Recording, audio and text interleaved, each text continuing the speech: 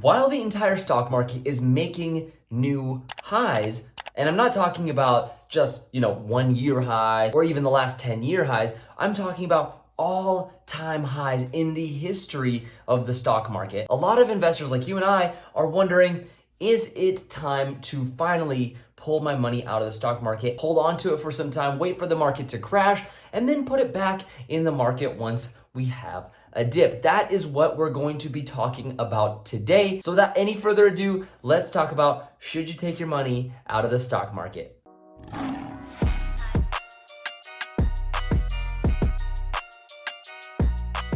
All right, so let's paint the picture. The market is at all-time highs and you're sitting there thinking, should I take some money out? And that's what we're talking about today. So, should you take money out of the market? The first thing that you need to know is that while holding or moving cash might feel good mentally and help avoid short-term stock market volatility, it is unlikely to be wise over the long term. Another thing to note is once you cash out a stock that's dropped in price, you move from a paper loss to an actual loss. Now, cash doesn't grow in value.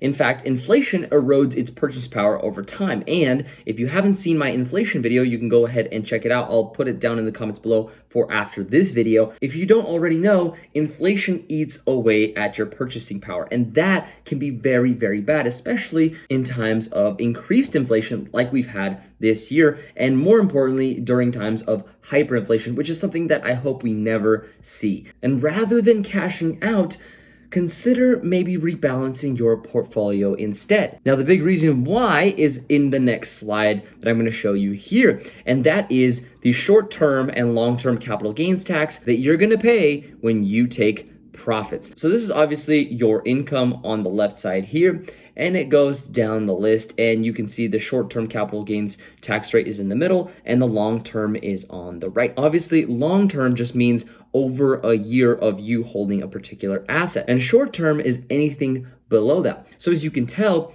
that you want to hold things for a long time. I mean, it's pretty much incentivized, maybe not here for this $5,000, but pretty much everywhere else, it is incentivized to hold on to any asset for longer than a year. So definitely consider that when you're thinking about taking profits in a particular stock. And I'm not saying to do one or the other. Obviously, this is not financial advice. Do what's best for your situation. But this is just something that's really important to understand when making these big financial decisions. Now, what about the whole thing about, hey, I'm going to take some money out. Maybe I'll put it back in when the market drops. Well, let me show you exactly what can happen if you miss some of the best days in market history. So this is a graph. It might be a little bit blurry, so I'm sorry for that, but here it is. So investment returns of $10,000. This is not you adding any money to the pot, right? So essentially, if you miss the best 60 days, as you can see here, and you just put that $10,000 in,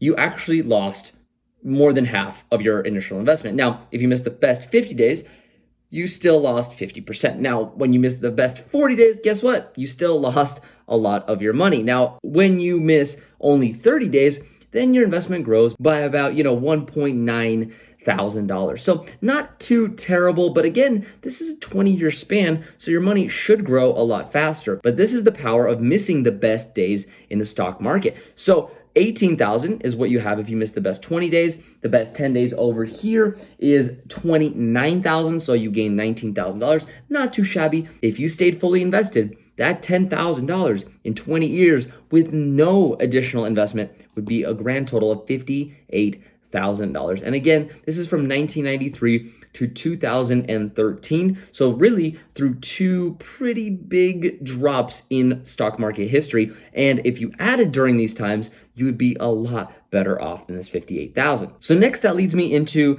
should you dollar cost average, or do you want to buy the dip? Because obviously if you do this, right, where you just put a bunch of money in, that can be seen as pretty reckless in the sense of, if the market did end up going into a recessionary status, you could be sitting on that cash for quite some time. And you probably want to do one of the following. You want to either dollar cost average into the market, or you want to possibly just buy the dips when the market takes a big plunge. So that's what I'm going to show you next. This is a graph of buying the dip versus dollar cost averaging. So as you can see from the 1980s, they started measuring right around here. And the blue line is actually buying the dip. And the black line is dollar cost averaging. Now, the only thing that is changing is when that cash gets distributed. So as you can see, buying the dip is actually sort of even right down here. But as soon as about 1984 hits, you see a nice incline of dollar cost averaging. And that incline increases and increases. And over time, you don't really see where the blue line crosses the black line, except for one final time, which is right around here, which happens to be in that 2008-2009 timeframe. And even then, black has a really nice bounce right back up, and then it just trails off. And the final balance over the last 40-ish years looks to be about a difference of $50,000. Now, this obviously can be a lot more or a lot less depending on your investment amount, but we have one more thing that I want you to know. So this leads me into what is the absolute best investment strategy that's been proven over time. Either buying a chunk all at once, which we kind of saw in the previous slide a little bit, but also not taking money out, obviously, is really important. And then in this one, we saw buying the dip versus dollar cost averaging. But what is the best strategy? That's what we're going to talk about right now. Obviously, dollar cost averaging is the right strategy versus trying to buy the dips. Now, that doesn't mean that you shouldn't buy the dips. In fact, I believe that you can dollar cost average. And if you have a little bit of a nest egg sitting on the sidelines, when stock market crashes do happen, like we had in recent years of 2018 and also in March of 2020, those would have been opportunistic times to buy great companies on a discount. So that means you should still continuously buy the dips, but in addition, you should consider rebalancing your portfolio around once every year, maybe 2, maybe 3, depending on what your investment strategy is, and more so dependent on the portfolio that you are trying to build. Now, I hope that with that little bit of knowledge, you are able to confidently walk down the financial lane and create even better investment decisions for yourself. Obviously, this isn't investment advice, but I hope you gained a lot of value from today's video. If you did, don't forget to smash the like button. That means the absolute world to me. And if it's your first time to the channel, don't forget to subscribe. Thank you all so much for watching. I'll see you guys in the next episode. Peace out.